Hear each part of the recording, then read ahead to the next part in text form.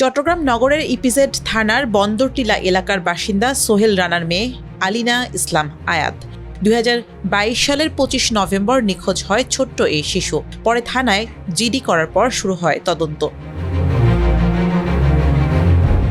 এরপর তদন্তে উঠে আসে লোমহর্ষক বর্ণনা।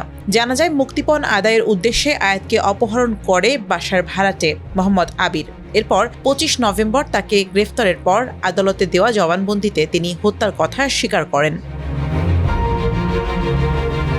পিবিআই সূত্র জানায়, মুক্তিপণ আদায়ের উদ্দেশ্যে আয়াতকে অপহরণ করা হয়েছিল।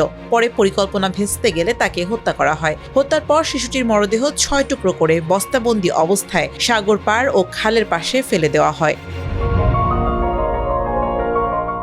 ঘটনার 3.5 বছর পর 5 বছর বয়সী শিশু আয়াতকে অপহরণ ও খুনের ঘটনায় আসামি মোহাম্মদ আবিরকে ফাঁসিতে ঝুলিয়ে মৃত্যুদণ্ডের আদেশ দিয়েছেন আদালত। এর পাশাপাশি মরদেহ টুকরো করে প্রমাণ লোপাট ও গুম করার অপরাধে আরও 5 বছরের সশ্রম কারাদণ্ড এবং 5,000 টাকা অর্থদণ্ড, অনাদায়ে 3 মাসের বিনাশ্রম কারাদণ্ডের আদেশ দেওয়া হয়েছে। 17 জুন 6ষ্ঠ অতিরিক্ত চট্টগ্রাম মহানগর দায়রা জজ আদালত এই রায় ঘোষণা করেন। রায় ঘোষণার সময় আসামি আদালতে উপস্থিত ছিলেন।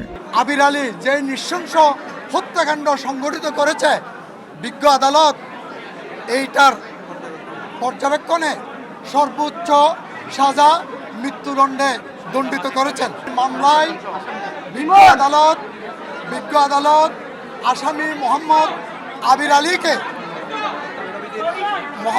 আলীকে দণ্ডবিধি 302 ধারা মতে সর্বোচ্চ সাজা মৃত্যুদণ্ডে দণ্ডিত করা হয়েছে এবং 1 লক্ষ টাকা জরিমানা, অনাদায়ে আরও 1 বছরের সশ্রম কারাদণ্ড দণ্ডে দণ্ডিত করা হয়েছে এবং জরিমানার টাকা ক্ষতিপূরণ স্বরূপ পরিবারকে প্রদানের আদেশ প্রদান করা হয়েছে। মোট 33 জন সাক্ষীর সাক্ষ্য গ্রহণ ও দীর্ঘ শুনানির পর এই রায় ঘোষণা করলেন আদালত।